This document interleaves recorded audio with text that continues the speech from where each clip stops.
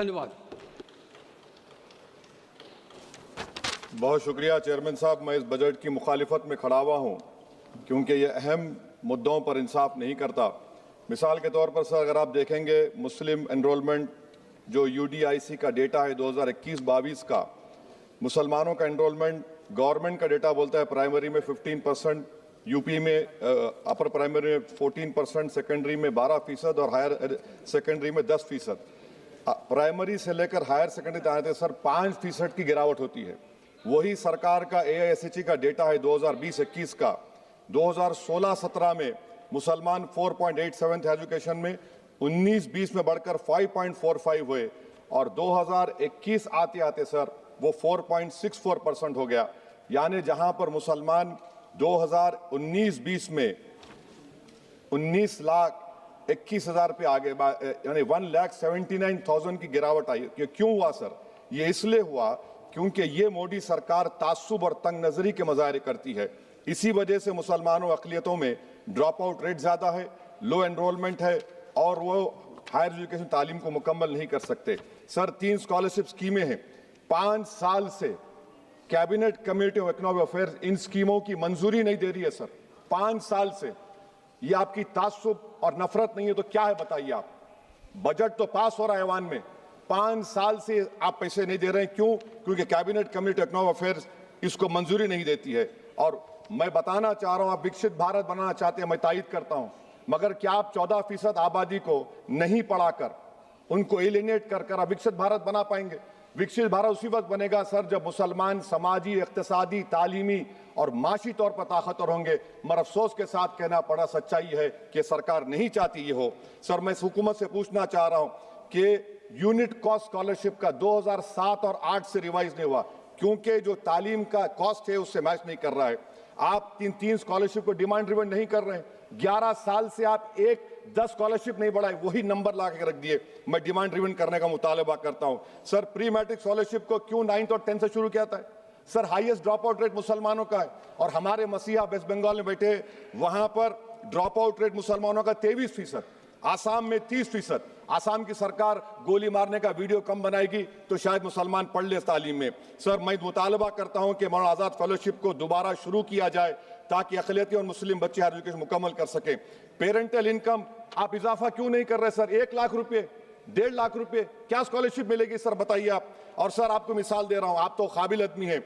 2022-23 में बजट था minority ministry का 5,000 करोड़, कितना आपने खर्च किया? 16%।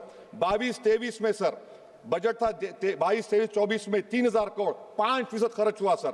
24-25 में बजट था 3,180 करोड़, 22% खर्च हुआ सर।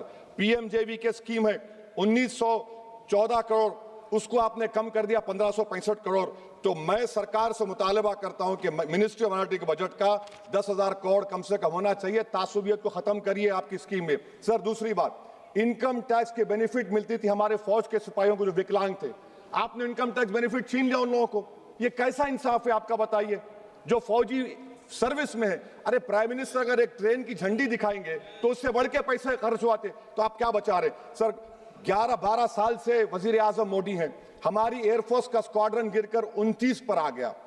12 साल से आप प्रधानमंत्री हैं, हम एक मिड एयर रिफ्यूलर एवैक्स को नहीं बढ़ा सक रहे। पाकिस्तान के पास हमें ज्यादा एवैक्स है और ऑपरेशन सिंदूर में हमने देखा कि कितनी तकलीफ हुई। सबमरीन का शॉर्टेज है, आपको फिक्र नहीं है सर। और हम 3rd एयरक्राफ्ट कैरियर हम भूल गए। आखिर कैसे हम चाइना को इंडो पैसिफिक में रोक पाएंगे? ये देशभक्ति नहीं है सर। हमारी फौज में कमी है। क्या ये मुल्क इतना कमजोर हो गया कि हम अपनी फौज में बच्चों को भर्ती नहीं करा सकते? अग्निपथ स्कीम का रिव्यू होना चाहिए। इस ऐवान में चाइना बॉर्डर पर एक बहस होनी चाहिए। सर आप आ जाइए US ट्रेड डील पर, जो ट्रंप ने एग्जीक्यूटिव ऑर्डर 6 फरवरी का निकाला, सेक्शन 4 कोट कर रहा हूं, डायरेक्टली इनडायरेक्टली अगर हम रशिया का ऑयल लेंगे तो 25% लगा देगा। कौन है सर वो गोरी चमड़ी वाला वहां बैठकर हमको बोलने वाला? किस हमने इस मुल्क को आजाद इसलिए करवाया था कि वहां बैठकर बोलेगा मैं जिससे चाह तेल खरीदूंगा। तुम होते कौन हो? तुम मेरे माई बाप हो क्या? आप 25% लगाएंगे सर। और वर्ड क्या इस्तेमाल किया? इंडिया। यानी अब नायरा जो है, नायरा कंपनी बंद हो जाएगी और हमको मॉनिटर करेंगे आप, भारत को उस पर ओवरसाइट करेंगे। अफसोस की बात है कि सरकार खामोश है। सर 2019 में ईरान का ऑयल मत लो, बोले आपने गलती की, आपने ईरान का ऑयल नहीं लिया। तो अमेरिका ने कहा कि इराक से लो कंपेरेबल रेट पे। कंपेरेबल रेट पे, मार्केट रेट, नॉमिनल प्राइस पे नहीं। आज यूएस कह रहा है कि मोनोपोली रेट पे लो। कहां है सर? हम क्यों कर रहे हैं? क्यों इतना गिर रहे हैं इस गोरी चमड़ी वाले के सामने? आखिर हमारी हमियत कहां है सर? और एक बात बता रहा हूं सर, ये यूएस ट्रेड डील से European 2 minute sir, European union की ट्रीटी से हमारा पीएलआई का पूरा असर पड़ेगा, क्योंकि आपने टैरिफ गिरा दिया।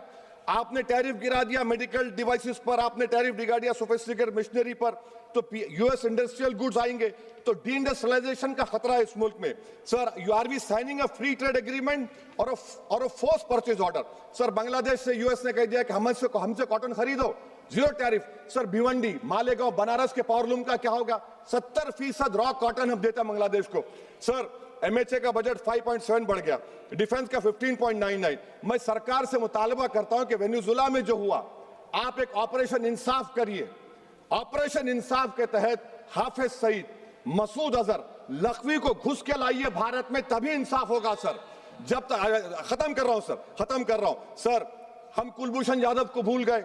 वो कुलभूषण यादव उसको आईसीजे में रुकाया। आखिर हम कब लेके आएंगे कुलभूषण यादव को? वजीर आजम इजराइल को जा रहे हैं, मैं उनसे ये मुतालबा करता हूं कि वो गाजा को जाएं, 15 मिनट जाकर देखें, 60,000 फलस्तीनियों खत्म कर दिया गया। और नेतन्याहू पर आईसीजे का अरेस्ट वारंट है, आईसीसी का, और आईसीजे में केस चल रहा है सर। तो मैं आपसे मुतालबा करता हूं कि वजीर आजम गाजा के बारे में देखें। मैं ज़ायनिज़्म मुर्दाबाद बोलता हूं, भारत जिंदाबाद। और ये सरकार तेलंगाना से नाइंसाफी कर रही है, कुछ नहीं दे रही है। बहुत बहुत शुक्रिया सर। बी सेल्वराज जी। பேரவைத் தலைவர் அவர்களுக்கு வணக்கம். பொருளாதார